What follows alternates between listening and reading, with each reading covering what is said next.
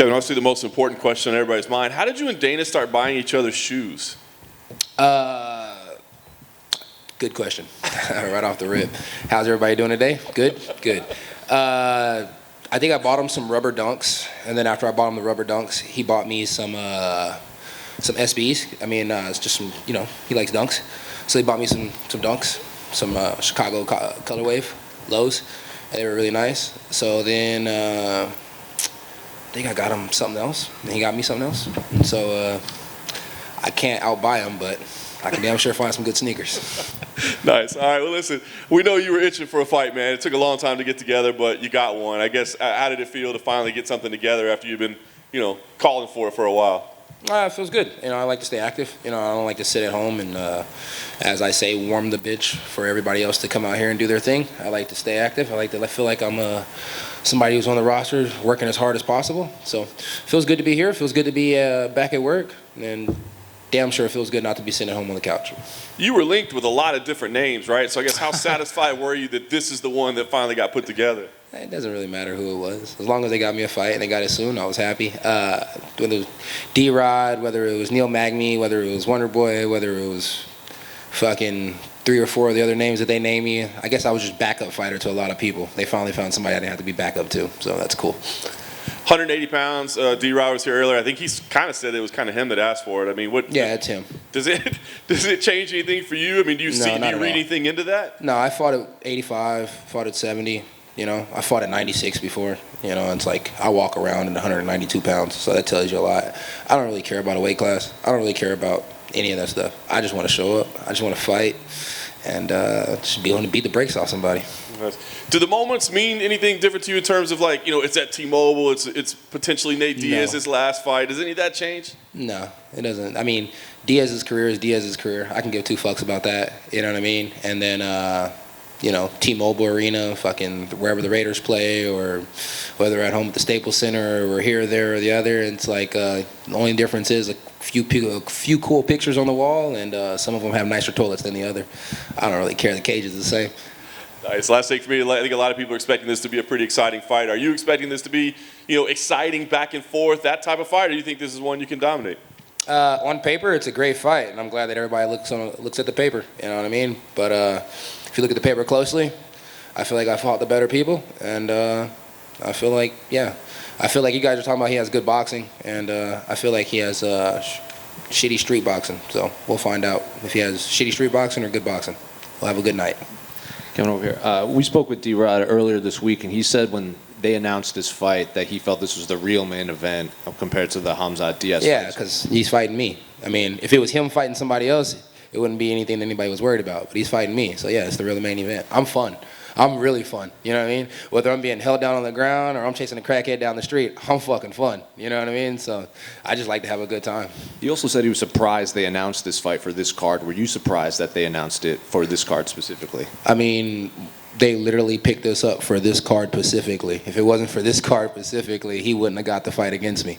So, no, I'm not surprised at all. He called the weight class, I called the fight, so it's cool. We asked him about, you know, we asked all of your opponents, like, what do you do to prepare for Kevin's talking in there? Do you have to do anything different? He goes, well, I went to juvie. I'm from L.A. Like, if you're not trash talking, you're not really fighting. So what are you expecting from him in there when you guys fight?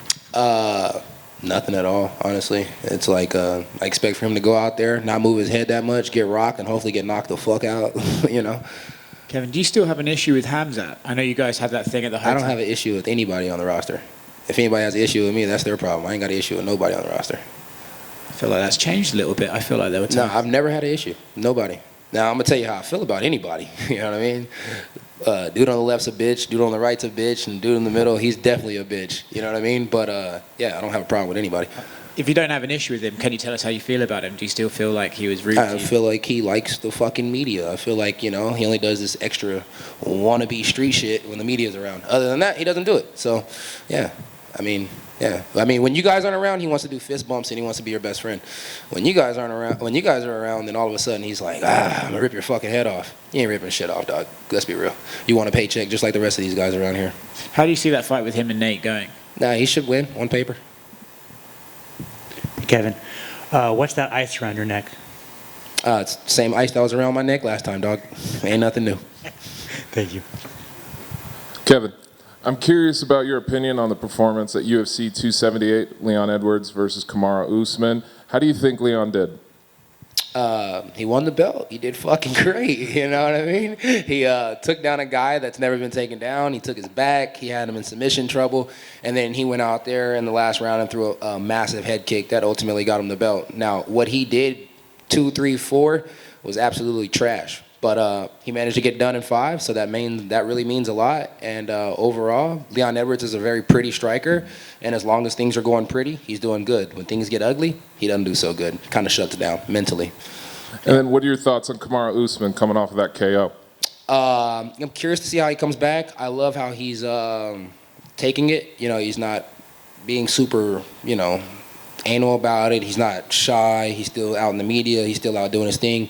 He's showing that he is a champion, But, I think he had kind of got that head to him where he thought he was invincible. And I think it's kind of hard to come back from that when you've been on top for so long.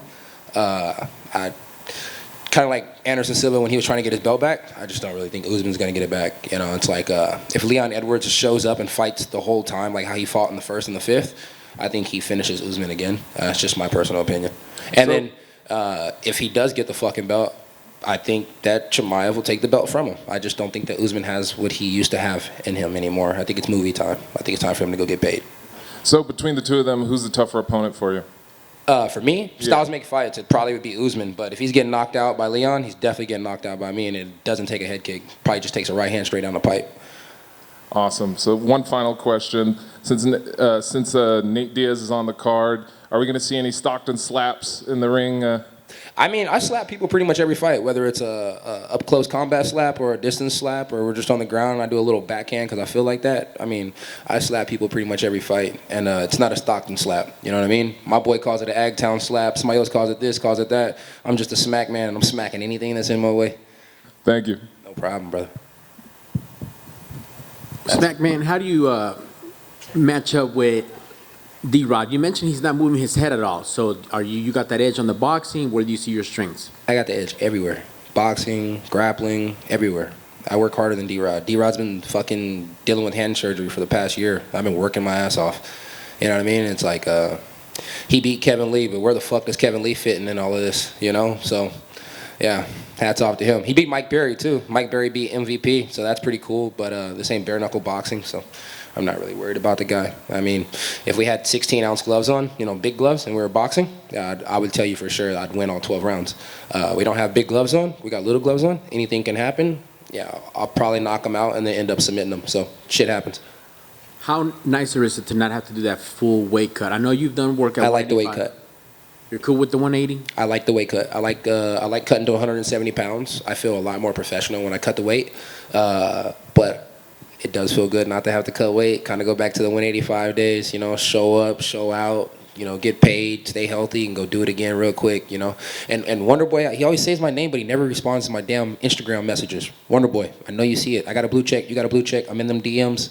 Respond to me, baby. All right, my man. Thank you, and good luck on Saturday. Appreciate that. What are you DMing Wonder Boy? What am I DMing Wonder Boy? Let me see. I got to check. I got a bad memory. Let me see. I ain't got no money to pull out this time, so don't be looking at me like I'm crazy. Boom, boom. Hey, what'd you guys think of my son Buckley's last fight? He looked real good in the 3rd round, huh? Yeah. He did what I told him to do from the beginning. In the 3rd, that boy got to learn to listen a little bit more. And what's up with Strickland's finger? How did he hurt that? I think it's infected. I told him don't finger men's buttholes. Oh, I just sent him a little thing, and I said that I was down because he was like he doesn't want to fight a wrestler, and we all know I can't wrestle for shit. So yeah, I sent him a message. It was like I'm down. How often do you DM him, or is it just the one? I DM'd him. I think I DM'd him like 4 times, but I think I deleted 2 of the messages because I felt thirsty because he wasn't responding. So still 2 up there. They get notifications when you delete messages. That's okay, but you didn't see the message. It might have been like an old post type shit that just went away. Still kind of thirsty, but it is what it is. Now, you really can see when they delete messages? Yeah, you'll get a notification saying user deleted message. But you don't know what user though, right? Because every once in a while I get a deleted message and I go back to it, and then the only reason why I know it was a girl because I was gonna respond to her later, but I usually got a girl next to me, so I can't respond in time. You know? Yeah. Then finally, you were talking about boxing a little bit earlier. What do you make of Anderson Silva about to box Jake Paul? Shit. Anderson Silva's a fantastic fighter, and I really hope he gets the job done. But if he doesn't, I'm just throwing it out there now. Anderson Silva is a lot older than what he used to be. He's not the same person. An older Anderson Silva knocks out Jake Paul whatever round he chooses. Just being honest. Perfect. Thank you very much. Hey, do me a favor. All you guys grab the security guards while I run.